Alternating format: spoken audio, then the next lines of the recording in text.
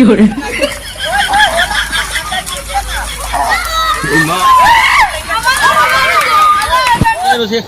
시가가 거기 배달에 남는 와 막하다 다닝들에 그리 얌 차닝 타닝에 mayam kam do biri mayam ngai biri mayam ngasi view sen da view sen khoi clear na buni ado akhoi na sinai hom china aina akhoi na sahi khara mamang da video ma namjagi khoi marup kai na yam hai jona ta namja ba video na cha je akhoi da marup hai video se sahi ani hum mamang na video se segi same location da ngasi chachari acha memram je kai na hai kan da video se ai comment da mani uba phangi aina dukan da dum same location da video nam lai re ai duna aduna location ngasi ji andok chala ga aina Muhammadu caca bani, itu ngasih Muhammadu caca bese, ay blog ko na mayam dah jangan jarak mayam, jam fajar malam ni jangan siapa jam fajar malam ni, kalau saya tulis di jam fajar malam, aku isi tunggu aja jangan juga, saya nak ngasah iba, saya nak meja aku jadi, kata itu karena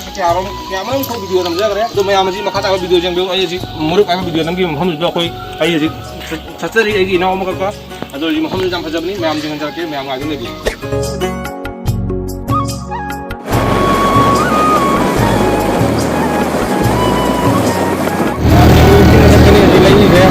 Jadi, saya nak jadi. Tahu tak?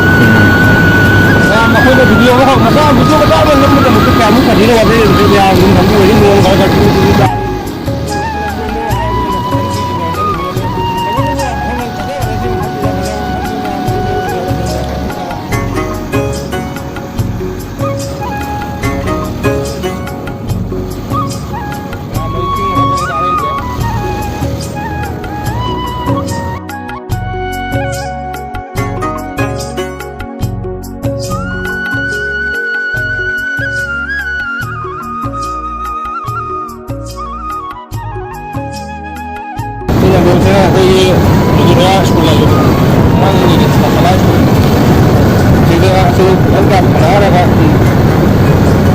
Mayam uji, aku ini maluki sinema ama video macam kan namjagi bese, ham jauh jare, tengok ham sini, atau saya ham sini aku sinema namgi itu video tu, masa tu mereka tukar jaga jeng dulu. Itu aku nak nanya ini like apa kaya tu kolom lu nak lalu kolom lu biak tadi. Video saya kena aku yang ni mujawar kadi, ini discussion ni ngapa namgi video saya sekarang nggak mayam yang dulu, dulu sida jeng saya tu kapu, sida aku darah ambil kena lagi itu sekolah tempat macam dah. Siapa kalau begitu, na bitari lai terega lai sih suni jam tapi ni masih ni bo. Nah, macam ni sekolah tu laga buat ada apa lokasi tu apa ni? Yang tina itu yang laga apa budak besin kan nanti bayar hanya budi, nanti lagi naca deh pokok mayam tu, maham tu salah suci jangan jalan ke mayam tu. Mayam yang tu, apa menung tu dengan tak kamu tu, mana roy dengan tu. Pas mayam maham budi jauh ya tu maham saya mayam untuk mayam tadi. Apa masih mayam tina change orang mayam. Hai badi hana ki video dah orang bermong atau kah jadi mong saya mana tu? Hana video ki view dah mayam jangan jarak video mesti capture ramai mayam jadi hana kamai orang belum masih.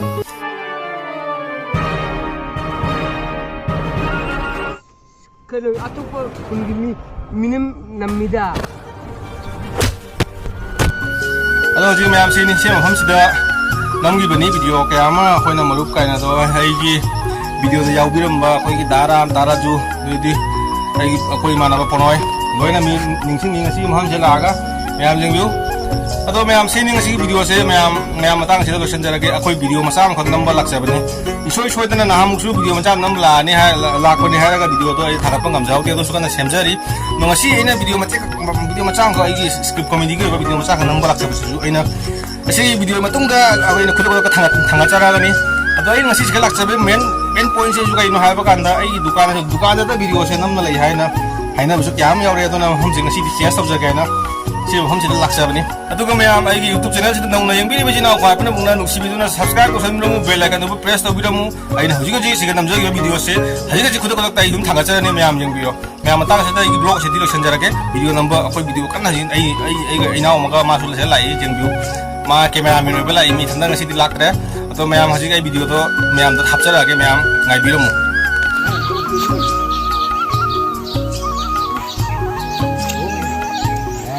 Ma'am कहीं से वही वो कनाई तो हम ये खत्म अखर का पाऊंगा मैम तो जेंग जो ओ नो इसिंग के मैम सिगे फसलिंगा इसे क्या नुआई करे ये मैम हाय के मा से नुआई वाला इरी बरा बा से मैम सिगे के फसलिंगा नो से सिगे का कोई भी kaya tara namnuwa makata taning dre kadi yam chaning taning sum lami lakpa matamda mayam asi WWE gi mongda ingang si sana leramani do aina video se khangkap kap chanjabani WWE sanari yengdo hello na mo khara gi dre hello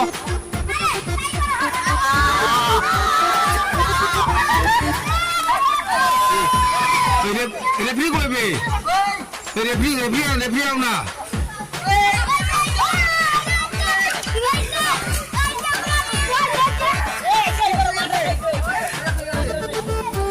refri ai ni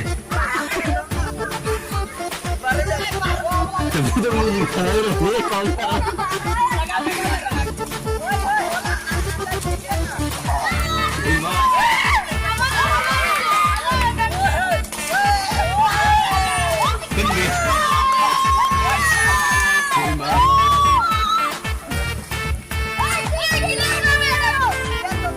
refri maro na